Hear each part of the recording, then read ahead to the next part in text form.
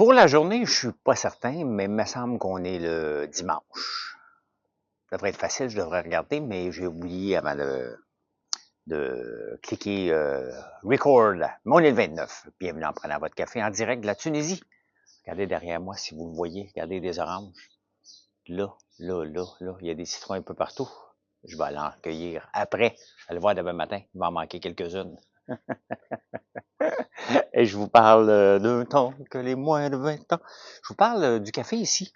Oui, les filles, on a commencé à écouter la série sur Crave, les filles riches, là. Et congé de taxe, c'est pas si bon que ça. Je vais vous parler d'un entrepreneur qui court les concours Bloc québécois, qui voterait contre une motion si et seulement si la Chine et la production d'automobiles, en combien de temps ils sont devenus des champions?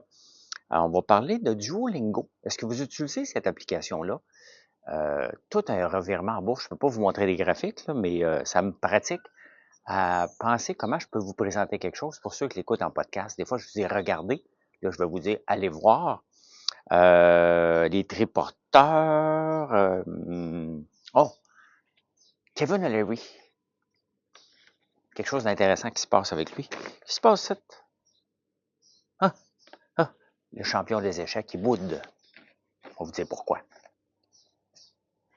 va vous dire pourquoi. Ben, vous voyez, j'ai un manteau sur le dos, un manteau de printemps, un manteau que j'ai qui est capable de faire jusqu'à -10, à peu près -5. Là, je le mets à Montréal.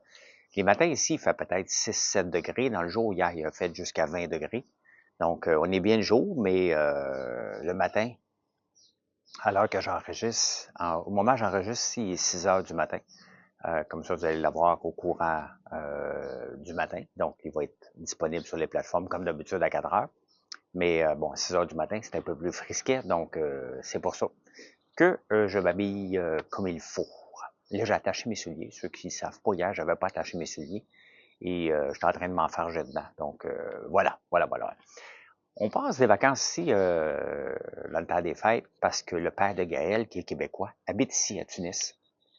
Donc, on était déjà venu l'été passé. Là, on est revenu parce que Gaël a un frère ici, puis on est venu faire un tour. Gaël est le fils de Marilyn.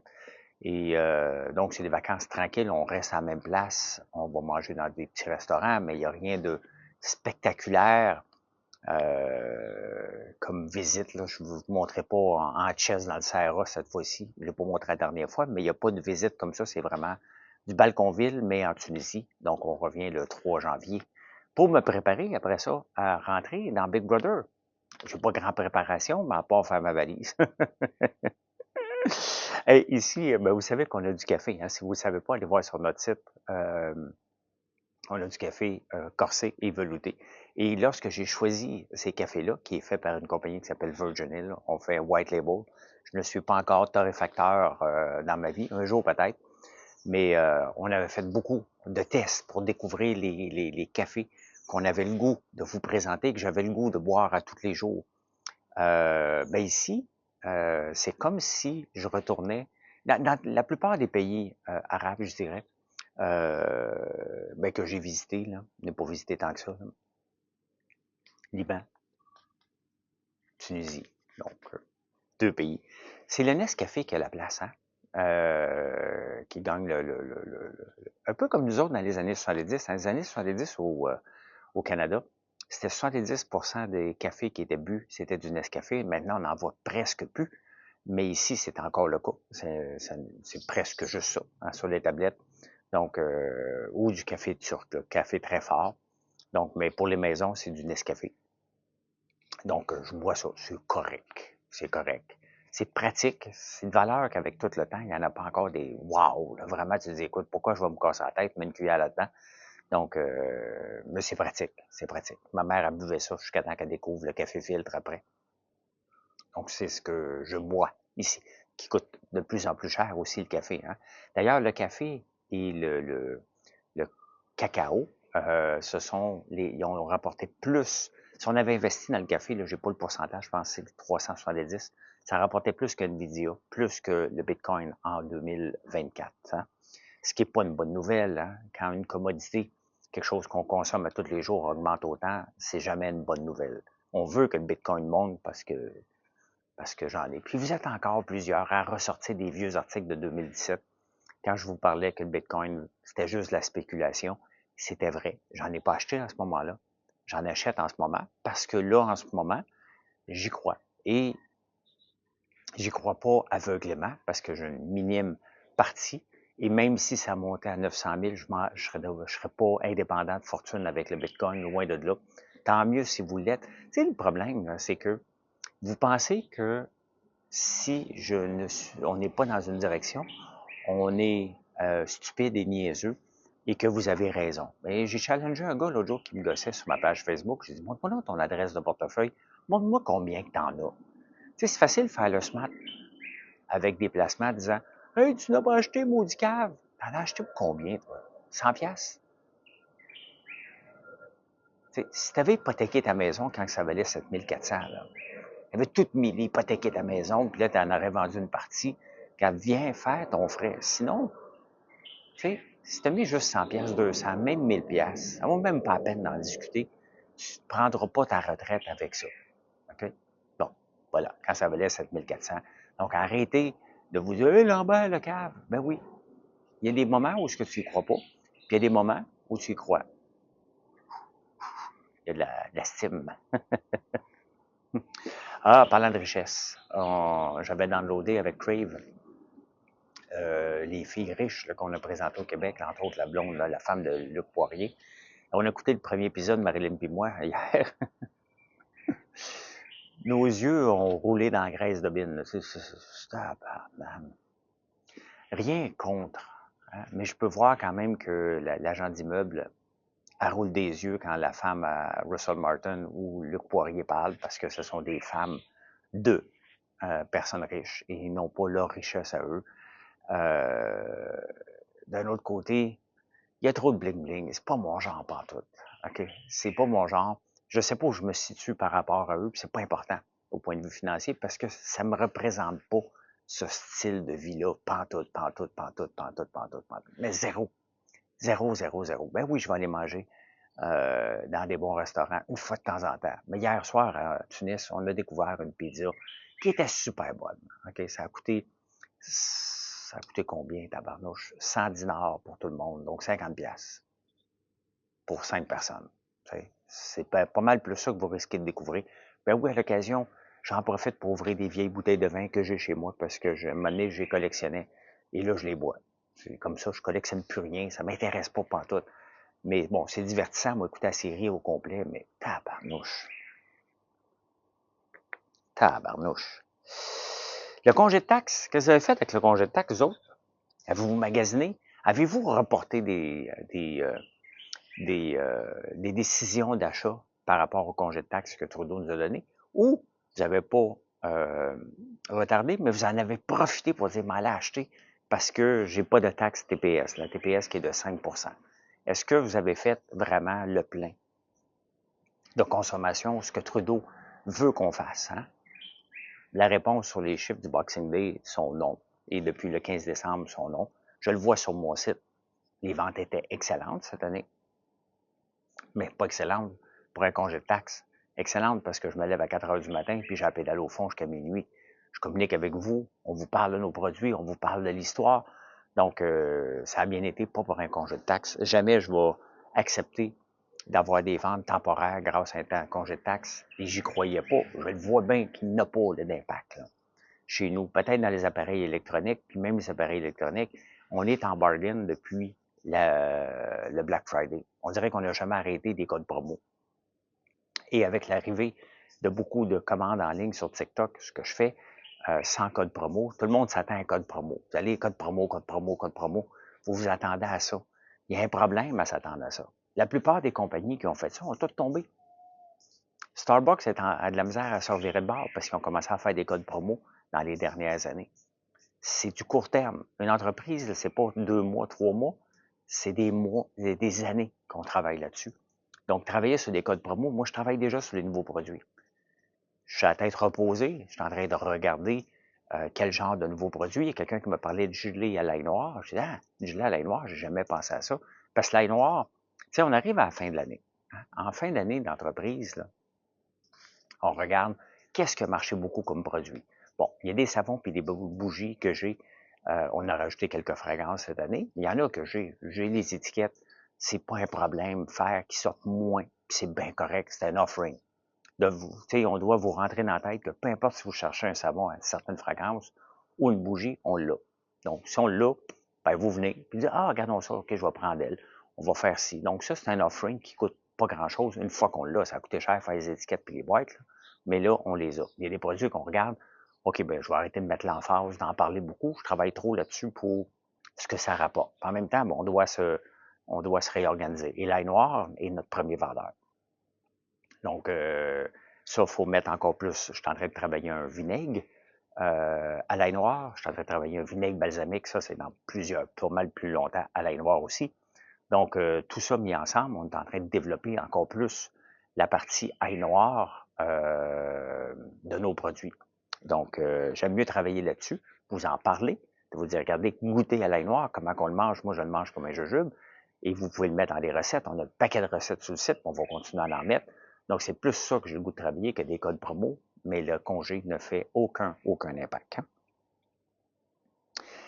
Ça vous tente-tu de vous faire peser comme une valise avant de rentrer dans l'avion? On commence à en parler. Hein? Parce que la valise, il y a une raison pourquoi on pèse nos valises. Pour pas qu'il y ait d'abus, de un. Et de deux, c'est qu'il faut balancer l'avion. Juste une minute, on va éternuer. Ah, tabarnouche, ça fait mal dans le dos éternuer.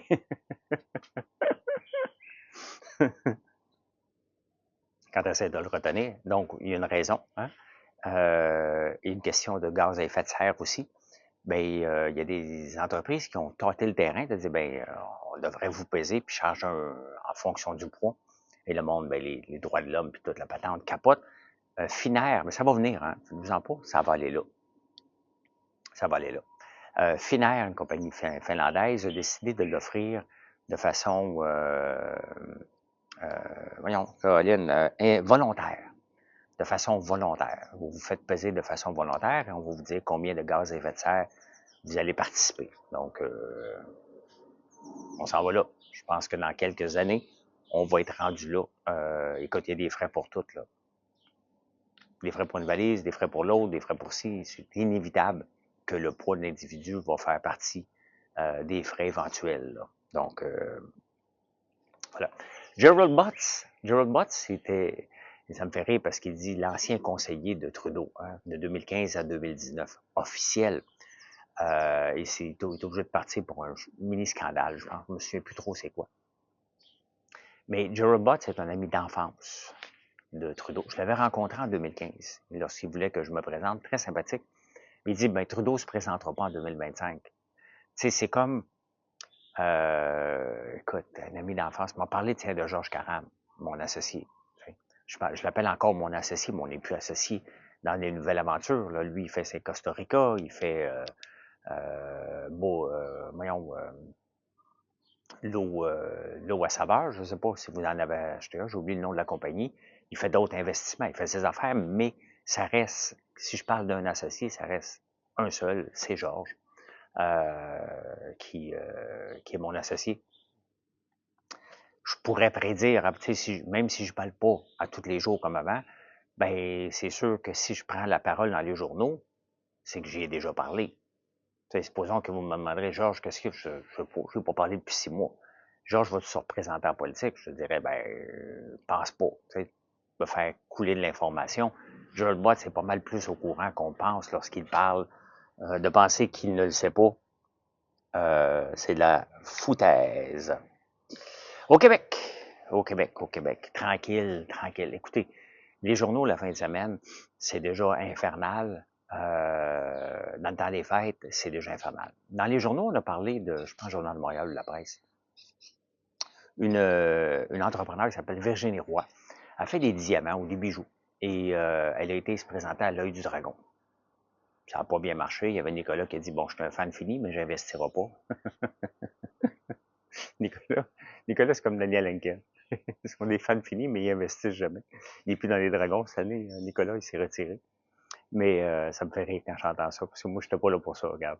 Pas un fan fini, là. Tu viens me présenter un deal. Les dragons, faut pas oublier quelque chose, les amis, là. C'est une place pour faire un deal. Tu viens présenter ton entreprise en échange d'un investissement. Au Québec, on l'a emmené dans une autre tangente, comme « Ah, moi, t'es beau, t'es fin, t'es capable. » C'est pas ça. C'est bon ou c'est pas bon comme investissement? C'est à ça qu'on devrait s'en maintenir. En tout cas, moi, c'est ça qui m'intéressait. C'est pour ça que je l'écoute moins, parce que ça m'intéresse pas, cette partie-là, de vouloir aider à tout prix. Là. J'ai déjà, dans mon cas, et comme bien des entrepreneurs, j'aurais pas le temps d'aller au Dragon.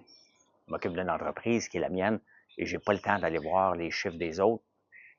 Vous voyez, je vous en parle de mon entreprise, je connais chaque produit. Je connais les ventes de chacun. Pas par cœur, mais les tendances. Je connais ce qui fonctionne le plus. Je regarde qu'est-ce qui est en train de grandir. Et quand je vois que l'ail noir prend de plus en plus de place dans mes revenus et les cosmétiques, ben, je suis moins cave. Je vais investir de plus en plus en développer des produits dans cette direction-là. Si je suis pas à la face dans mes chiffres, je sais pas, moi. Je vois bien que j'ai des belles ventes, mais ils viennent de où? Quelle est la profitabilité? C'est ça qu'il faut regarder aussi. Là. Donc, il y a Virginie Roy qui est allée dans l'œil du dragon, est allée à Dragon's Den, est allée à Entrepreneur Elevator Pitch à Miami. Il manque juste Shark Tank, mais sincèrement, ta vie, c'est quoi? C'est de courir les concours. Tu sais, moi, honnêtement, là, si elle vient se présenter au dragon, puis elle dit, ben, je suis allé voir Dragon's Den, je suis allé voir ici, je dis, écoute, qu'est-ce que tu fais ici? Tente pas de parler de ton entreprise, de t'occuper de ton entreprise de tous les jours. Oui, c'est du marketing à la télévision. Oui, c'est une façon. Mais à un moment donné, est-ce que c'est la seule façon de courir les concours pour un investissement? Qu'est-ce qu'elle court? Ça a l'air, on a tendance à glorifier cette course à aller chercher des investissements via ce genre de show-là. Mais qu'est-ce que tu cherches vraiment? Hey, ça parle en maudit, hein? Qu'est-ce que tu cherches vraiment? Tu ne serais pas supposé être en train de développer ton entreprise, d'utiliser les réseaux sociaux, de le faire. Qu'est-ce que tu cherches vraiment? C'est la question qu'on doit se poser vraiment. Moi, en tout cas, ça ne m'intéresserait pas. Quelqu'un qui court comme ça, là, ne m'intéresserait pas pantoute comme investisseur. Comme quelqu'un qui change de poste. Tu es en train d'écouter une bonne toune à la TV, là, à la radio, puis elle change de poste. Là. Hey, calme-toi, on va finir la toune, on verra. Je comprends pas. Je comprends pas cette approche-là. Tout le monde veut faire tomber le Bloc Québec, le Parti libéral, maintenant que le Parti libéral s'est enfargé, hein, que Trudeau s'est enfargé solide. On le voyait bien qu'il était pour tomber. Il y a un trou, là puis il s'en va en pleine direction. Et là, les partis disent oh, on va le laisser, on va le faire tomber. Le Bloc québécois, qui fait son frais, il m'énerve. Et François Blanchet, il m'énerve. Il n'y a pas d'autre mot que ça. Regarde, on a une nuisance pour le Canada qui s'appelle Trudeau. Elle est reconnue, cette nuisance-là. On sait c'est quoi le remède. Okay? On a une maladie incurable, c'est Trudeau. Le remède, c'est de le remplacer. Est-ce qu'on va le remplacer pour mieux? On pense que oui. On va le voir dans 4 ans. Là, on le sait que la maladie, elle est là. Il faut la guérir et il faut la tasser. C'est Trudeau. Et François Blanchet est encore en train de mettre des si c'est bon pour le Québec. Le Bloc québécois ne sert à rien, les amis. À rien. C'est pas mon opinion qui va vous faire changer d'avis sur le voter ou non au Bloc québécois. Il va être l'opposition officielle. Mais vous allez peut-être vous rendre compte, encore une fois, qu'est-ce qu'il faut faire, c'est d'être assis à la table. Pas l'autre bord de la table, puis attendre que les gens décident, puis venir chialer. Objects and mirrors are closer than they appear. N'oubliez pas, là. Moi, quand je regarde mon entreprise, je regarde pas en arrière, là. Je regarde en avant tout le temps. Jamais, jamais en arrière. Faut jamais l'oublier, ça. Jamais l'oublier. Oh my God, je viens de casser mon crayon.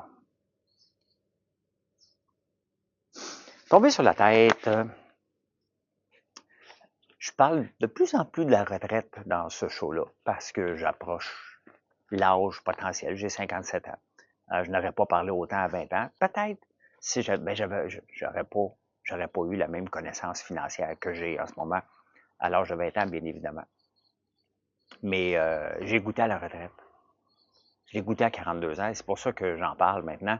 C'est que c'est pas fait pour tout le monde, la retraite.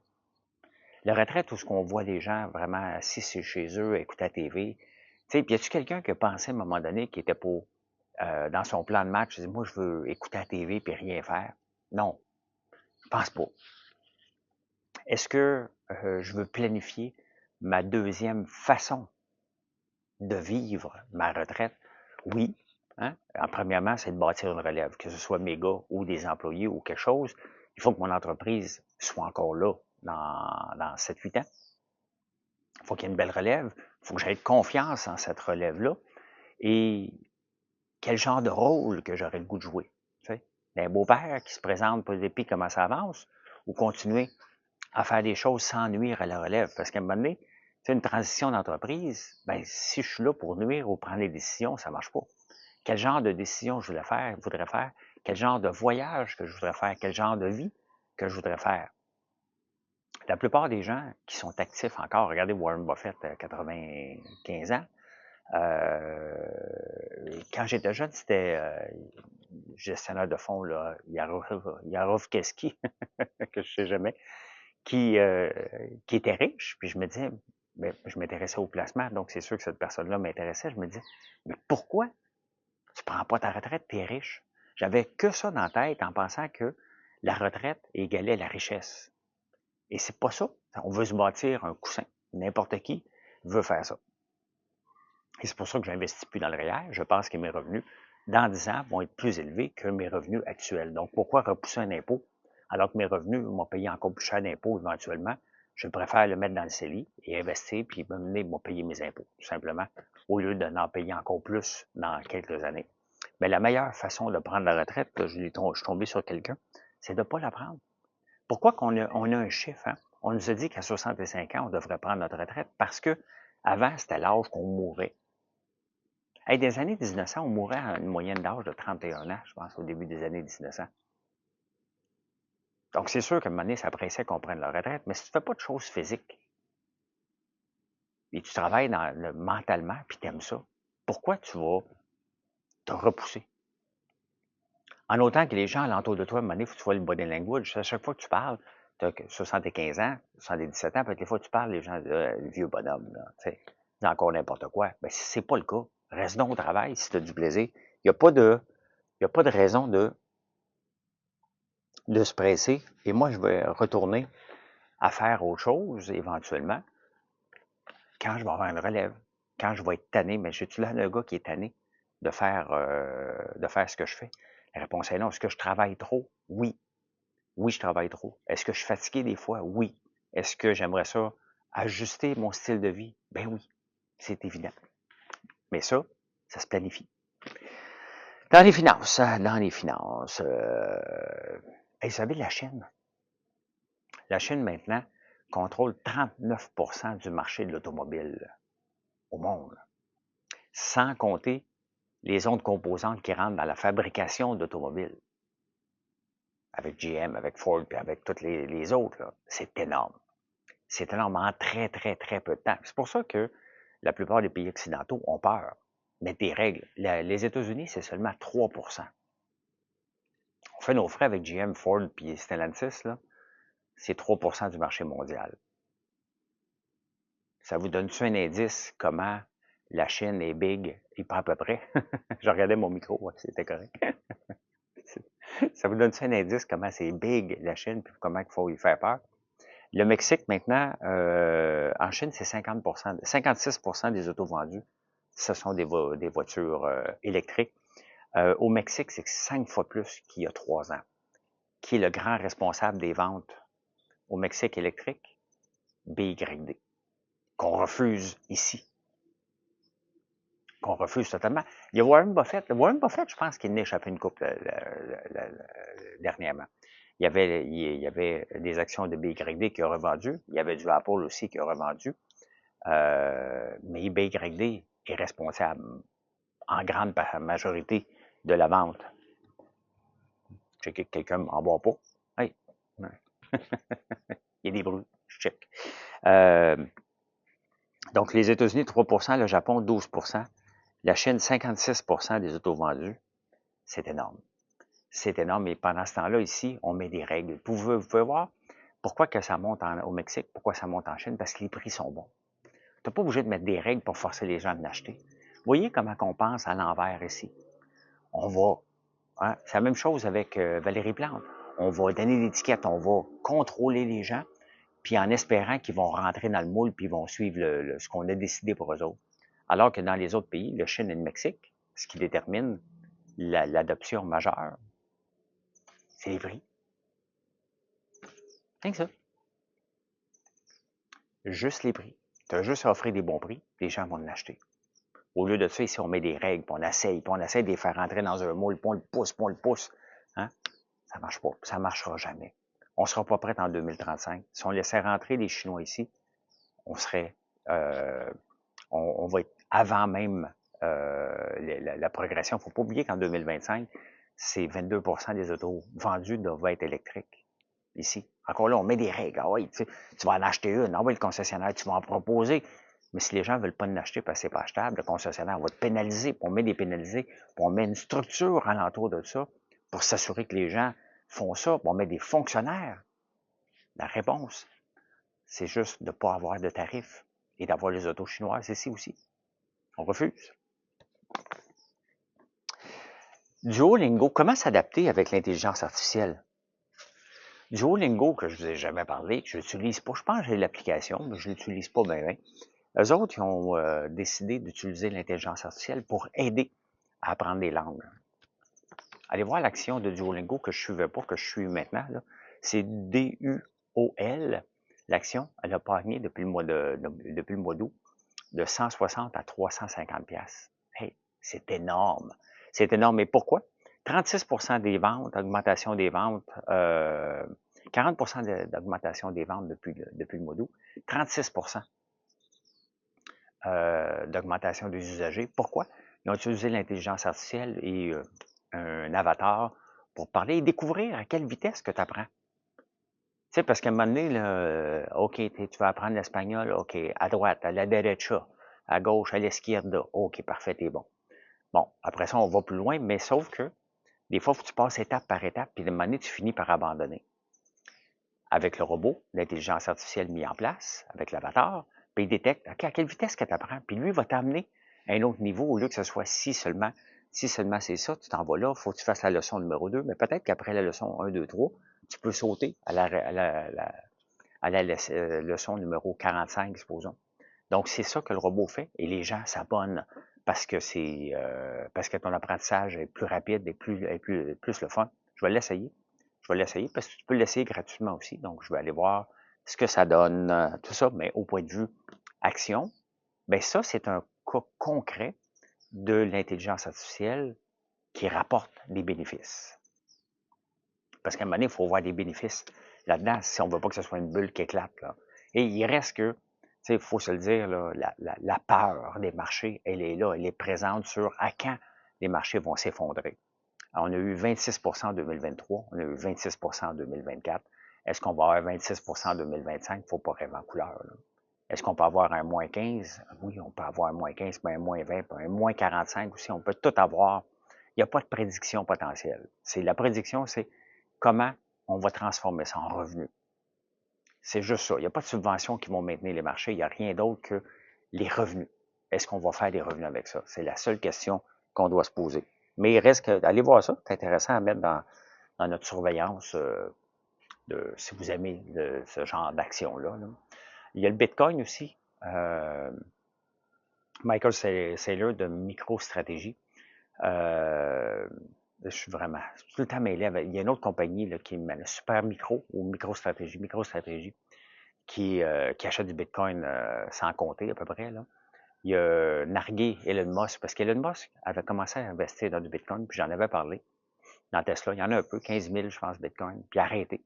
Il a dit, ben, c'est trop énergie consuming. Ça prend trop d'énergie pour le transformer. Fait qu'il a dit, ben, je suis pas d'accord avec ça, donc je vais arrêter d'en acheter. Je vais revenir quand ça le veut.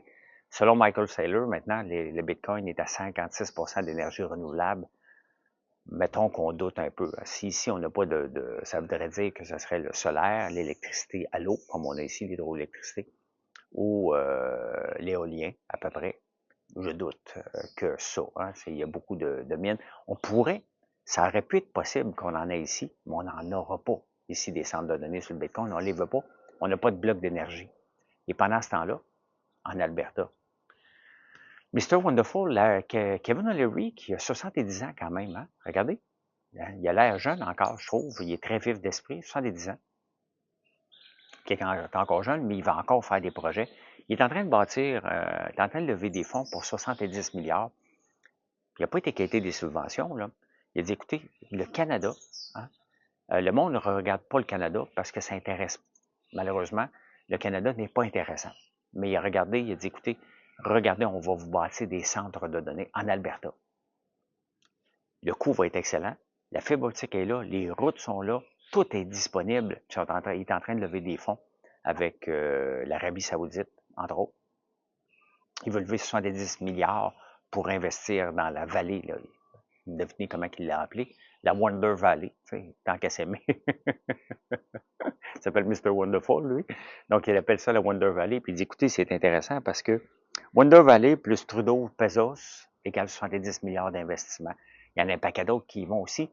Ils vont bâtir beaucoup alentour avec des centrales au gaz naturel qu'on ne veut rien savoir ici. Dans le même pays, l'Alberta est en train de s'enrichir solide. Et il va devenir une force majeure dans les années futures de centres de données qu'on a refusés ici. Incroyable. Après ça, on veut se séparer. Comment veux-tu qu'on se sépare quand on n'est pas riche? Pourquoi l'Alberta veut se séparer? Parce qu'ils sont riches.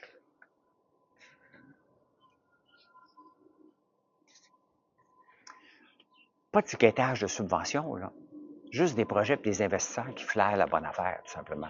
Avec une province qui est réceptive à ça. Donc, voilà. Magnus Carlsen, numéro 1 des joueurs des échecs, norvégien. Il était dans un concours. Il est arrivé en retard, pas le temps de passer à l'hôtel. Pas le temps de se changer, fait qu'il s'est présenté en jeans. Et les responsables ont dit, ah, tu peux pas jouer en jeans. Faut que tu mettes des pantalons. Ben, il dit, moi, les mettre demain, là, j'ai pas le temps de défaire ma valise, là. Moi, je joue en jeans aujourd'hui.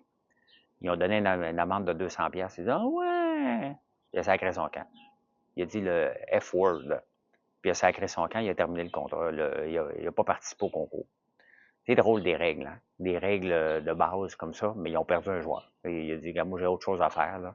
Bon, allez, si vous me niaisez pour une paire de jeans qu'on voit pas à l'écran, là, autre chose à faire que ça, donc il a sacré son camp. Moi, j'aime ça, des gens de même. Connaissez-vous Cruz Beckham? Le fils de Beckham, de David Beckham puis de Victoria Posh Spice. Ben lui, il est en train de faire de la musique, puis il s'est fait traiter de Nepo Baby. Donc, vous dites, ah, c'est bien, toi, tes parents sont avant toi, puis c'est pour ça que tu as du succès, parce que tu as de la place dans la musique, puis il dit, hey, hey, hey, hey, hey. Jésus aussi est un Nepo Baby. Là, ça fait. Tu compares à Jésus. Jesus Christ the Lord. Faut s'aimer, puis pas à peu près, hein, quand même. Et merci d'être là. Ceci est la fin du show aujourd'hui. Merci d'être là. Si vous n'êtes pas abonné, vous êtes encore là. Merci de le faire. Merci de venir nous voir sur françoislambert.one et passez une excellente journée. Vous allez voir, demain, il va manquer quelques oranges. Là. Vous regarderez. Hein? Ceux-là ne seront pas là. Allez, bonne journée. Bye.